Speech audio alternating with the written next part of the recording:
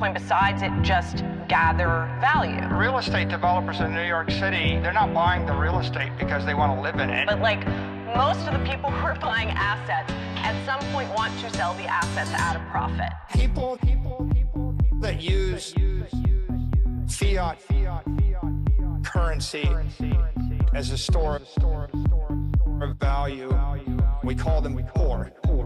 We call them poor.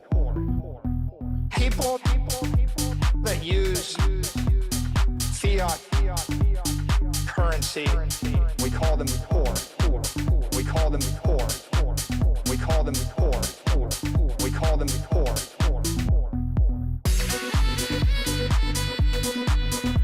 There's a name for them. We call them poor. We call them poor. Okay? Right, like, the point is, if you have the superior asset, it's going up forever, Laura. Forever. Right, I mean, right, but I mean, we can all look Bitcoin sort of as... Forever, Laura. People that use fiat currency as a store of value. Hey, oh, what's going on? We call them poor. Yo, Roar, what's up? What's up? People Guys, have you seen? It's crazy. Fiat True. currency. We call them poor. We call them poor. We call them poor. We call them poor.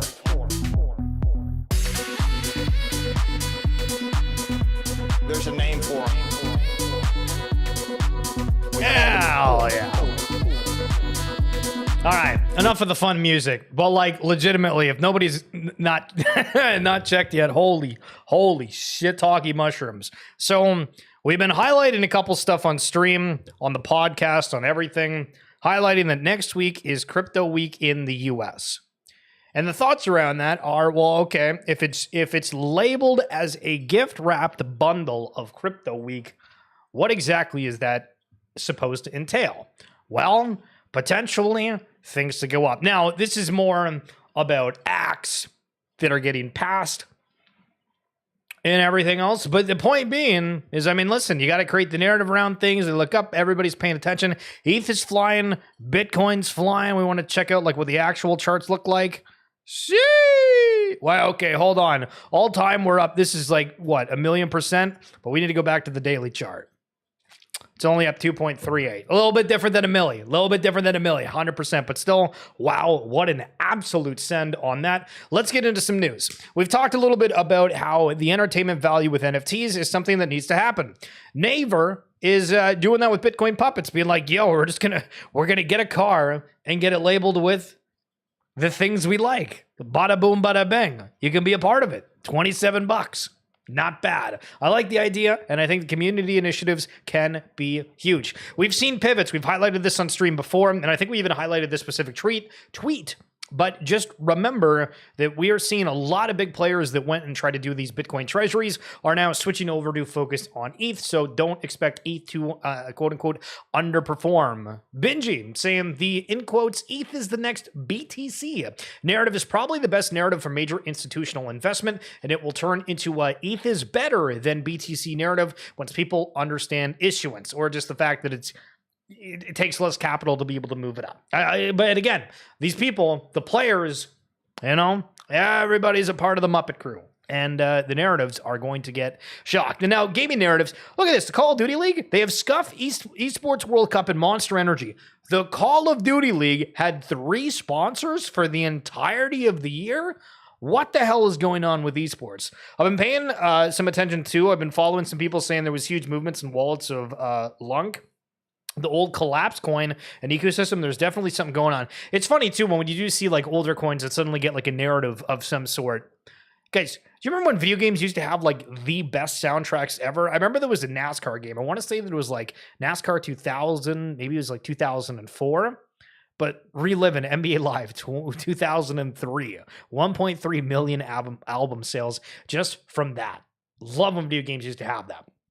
Now, something that we haven't seen in a while, but I thought was really cool when it happened was that Yuga Labs did an event I want to say that this was in California. It might not have been. I've interviewed Peter before. I've met him in real life. Absolute gem of a human.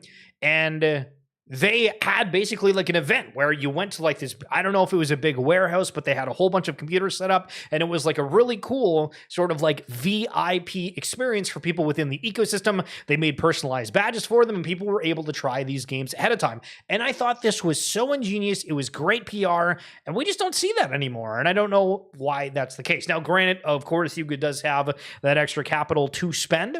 But the point being is that I just think like the inclusivity aspect of it was really, really cool.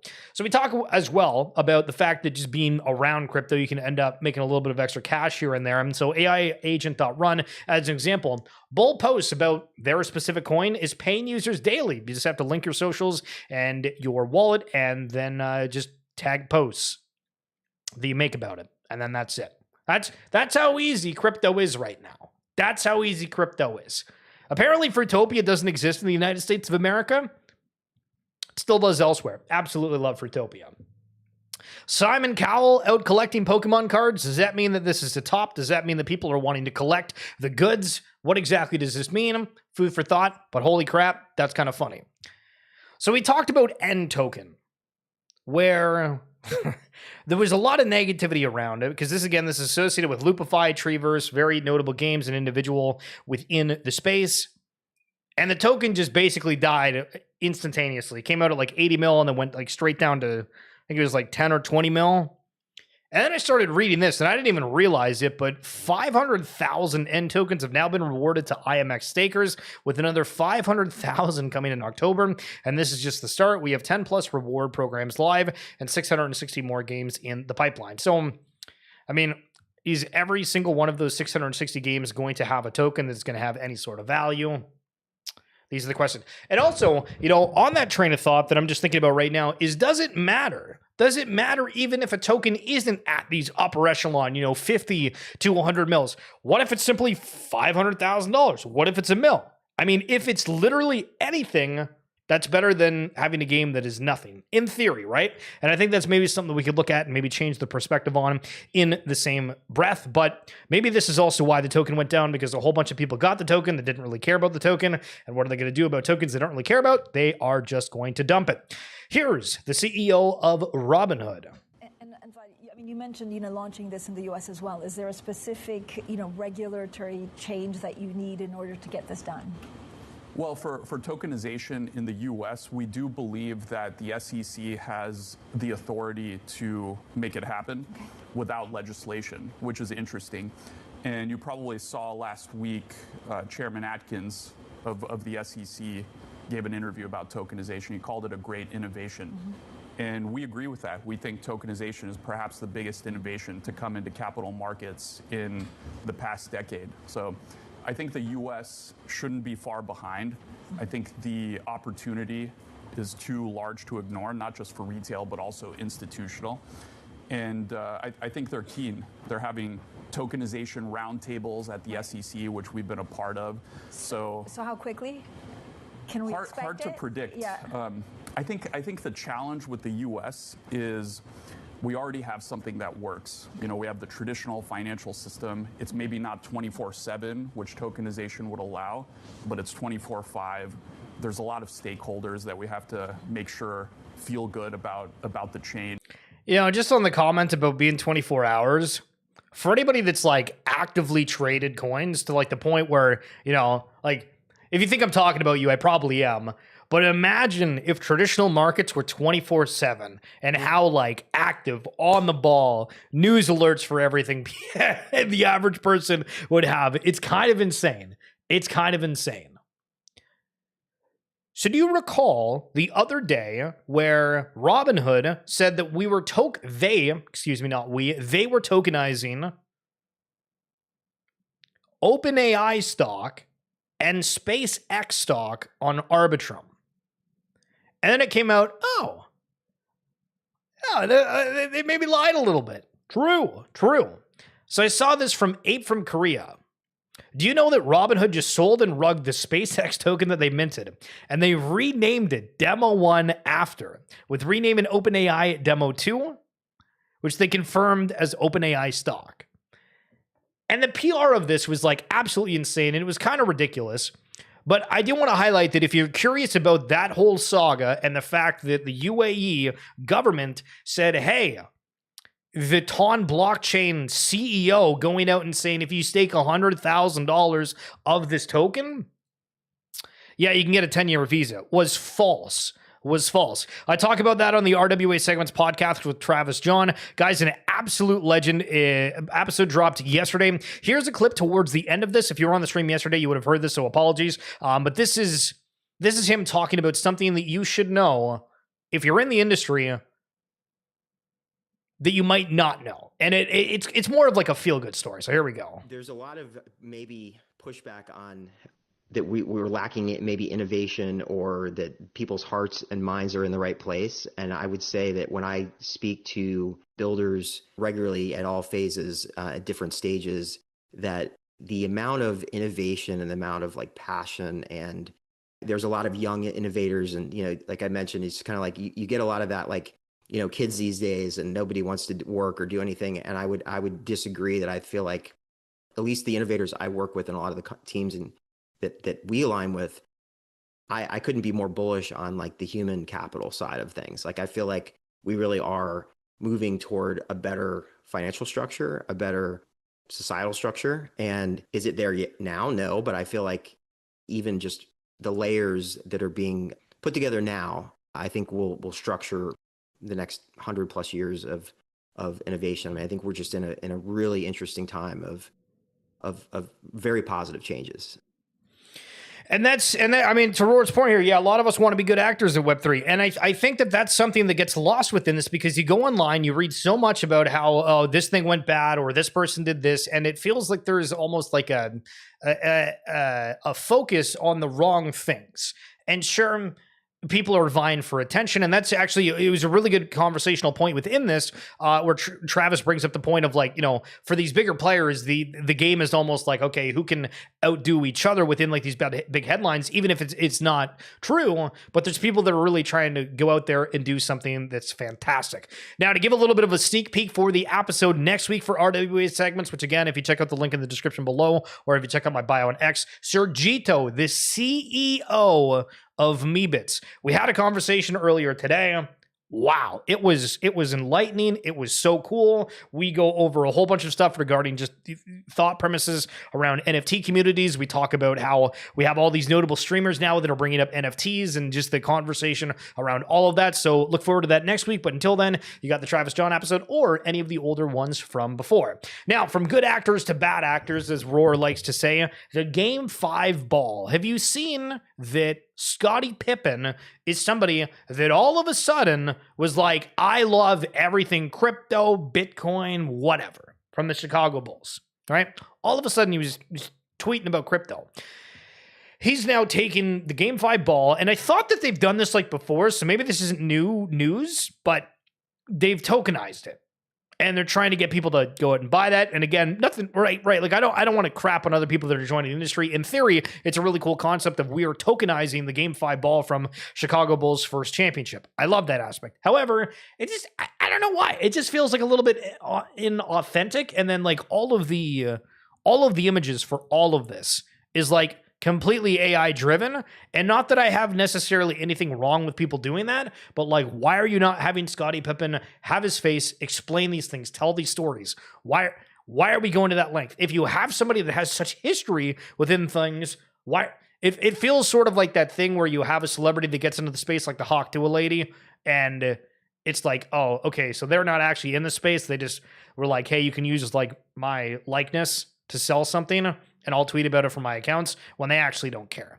Maybe I'm wrong on that aspect. Maybe I'm wrong, but it sort of feels like that. Justin U.S. House says it's taking historic steps to ensure the U.S. remains the crypto capital of the world. Today, if you are looking for something that is very, very different, there was a Senate meeting, I think they're called, in the United States, where they had the CEO of Ripple, Brad Garlinghouse, go in, and they had these counselors that gave thoughts, rebuttals, perspectives on things. And it was kind of like a firecracker, to be honest. Like there was a lot of advocates for the industry. There was a lot of very poignant and perspectives that were shared. that I didn't have, but I can see why there was a significant amount of qualms and problems about certain aspects, and it's a fascinating watch. It's not just Brad Garlinghouse. Don't, like, if you're not a Ripple fan, don't worry about that. It's not really focused on that. It's just government officials talking with a panel of crypto enthusiasts, and it was very, very interesting. If you go and look that up, you can probably just type in like Brad Garlinghouse CEO U.S. Senate, and you'll find it there. Pudgy Penguins, the Pengu now live at We Bull Global. I have no idea what that is, but it's an exchange, and Pengu taking over the world. One flap at a time. We highlighted Ozzy Osbourne the other day on like his final concert, and I meant to bring this up. I totally had a brain fart in the moment, but Ozzy Osbourne did an NFT collection, and they did these bats, and it was actually associated where for CyberKongs, for Bored Ape Yacht Club, a couple of different collections, you could actually get traits that were mimicked on some of these bats. And obviously the collection didn't do anything, but arguably now looking back and like, okay, Ozzy's getting a ton of PR on his final thing. This is an official component, and you get to just look at it and appreciate it for just simply art, which is something actually, it's not on record for the Meebits conversation with Sergio that I had, but he was talking because I was like, okay, so like, show me Meebits like a little bit, like, you know, off the record type of deal. He's like, you know, Larva Labs are historical artists. They created the stuff before anything. And just for that aspect alone, I think that has value. And I'm like, you know what? I agree with you. And the same thing that I would make that argument here is you look at this and you're like, all right, well, this is an officially branded name. Collection didn't go anywhere, but it has a massive historical component to it. So Brian Armstrong, there's a viral, I don't know if we call it a meme, we'll call it a trend, where people are replying to say, share a piece of lore about yourself. And people are just going down the absolute rabbit hole for all of this stuff. And so he talks about Coinbase, and I thought it was sort of relevant. So let's dive in. The first version of Coinbase launched with just a hot wallet, a risky proposition. We were in beta, and the app prominently told people not to store any money there they couldn't afford to lose. But the amounts of deposits kept steadily rising. I realized we needed to build a cold storage system to improve security, otherwise a single hot wallet breach would mean we were insolvent and the company would die. And called the two cryptography and security experts I knew, Zoko and Octal, if memory serves, and asked them what the best architecture would be. They were super helpful and gave me a crash course, since I had never built such a system before. I asked them how long it would take to build, and I remember one of them saying it might take a team of 10 people 18 months to get it all up and running and test it. The problem was we had about 8 weeks until the total deposits on the platform would exceed the total assets of the company, and only 2 engineers, including myself, to build it. We were seeing signs that hackers were already trying to break in, a true do-or-die moment. Satoshi Shalite and I buckled down and set about coding the new cold storage system from scratch and integrating it into the app. We made some reasonable trade-offs, but what we came up with was fundamentally secure and a massive improvement. We even unboxed some new laptops for key generation, stored backup material across several safe deposit boxes and locations. With about a week remaining, we started the process of transferring funds over to the new system. We were both extremely sleep deprived, how mistakes happen, and paired up to a double check each other's work as we sent over the first test transaction. Then a bigger one, and so on until we fully transferred. We breathed a sigh of relief and went home to sleep for about 12 hours. This is one of my product technical accomplishments from the early days of Coinbase, coding our V2 key storage system with 2 people in about 8 weeks, which should have taken 10 people 18 months, and it worked and served us well for years. I'm not reading the rest of it because that was just absolutely unbelievably long, but cool to see the story of something so prominent within the space. Hoonsy, Nate Shot just hit a $7,000 knife. And if you were on the stream yesterday, we played Tim the Tapman talking about NFTs, talking about those Counter-Strikes and saying, bruh, you might not like NFTs, but this is exactly what they are. Unbelievable. Spencer saying, crazy call, just confirm Vibes TCG is about to become a household name. Listen, there's a lot of people that have massive expectations. A lot of things are saying, yo, this is going to be crazy. Very interested to see if this is the case, if it ends up being a nothing burger. What's going on? I'm also very curious, too, if Vibes ends up actually incorporating Moonbirds within their game, or if Vibes just ends up staying as Pudgy Penguins and just as that. So Goblin Town, a collection that launched, that went crazy, and then kind of fell off the face of the earth, to then launch a game that everybody thought was sort of cool, to now launching a token on Solana. Okay. Now, as a little bit of a reminder, I'm not going over these tweets, but I just want to highlight how many different tokens we've had TGE this year. So we have the Goblin token for Goblin Town. We have the End token with and around Treeverse. We had Anime earlier in this year, and we had the Doodle token earlier in the year. Notice how all of these things are happening, and we're still waiting on Abstract Chain, which is now having the ultimate K-pop experience. There's different niches out there for things, and people that are fans of K-pop, holy smokes, maybe they're going to be introduced to Abstract, maybe they're going to get something on chain for the first time. Now, Gala Games has been around for a while, and been waiting to see what the hell is going on with Mirandus. I have to admit, I've not followed Gala that closely, but Mirandus was their big flagship MMO, hoopla, hoopla, hoopla, hoopla, hoopla. Apparently, they're having an event coming up for it. So we'll see if that ends up getting them some good PR. 16, Cool Cat swept for 16th. Holy sugar plums. $16,000. Yo, Hoonsy, do you want $16,000 in your pocket right now or 16 Cool Cats? That is some conviction. Holy smokes. A little bit of a leak here from Sappy Seals. It looks like they're doing a Pokemon-type battler game, which is sort of neat. Although the one thing looks like a direct ripoff of Kyogre. That's okay. That's okay. Hoonsy, you're taking the 16K. Hell yeah, my Brumalachi. So again, I mean, visually, this looks kind of cool. This character up front here, I don't know if you guys have seen Digimon ever. I forget what it's called, but like the younger kid in like the later movies, he's got one like the second form or something looks similar to it. I don't know. It's one of those things where like characters always kind of like mimic each other in various ways. But either way, still very cool. I think the aspect of it, I'm not, haven't played it yet, but looks aight. Looks aight. And then Illuvium. This is one of their new bosses that's coming up. Not terrible. We have things happening. Prices are going up. Within the crypto sphere, we'll see if the NFTs get a little bit of that. Sandeep, the CEO of Polygon Foundation. Announcement of an announcement. It's going to be a red card, brother. Arbitrum delivered a very big win to Ethereum ecosystem with Robinhood. Next up is Polygon. We will deliver another big scale win to Ethereum in the coming weeks. Prepping it up. We are so back. I'm going to crash out on these verbiage. Listen, okay, announcement of announcement. Yeah, it's going to be a red card. We're prepping it up. Get ready for it. It's going to be good. Okay, whatever. We are so back. Okay, now we're back. True. But at 7 a.m. this morning, we were not back. True. The Toronto Raptors.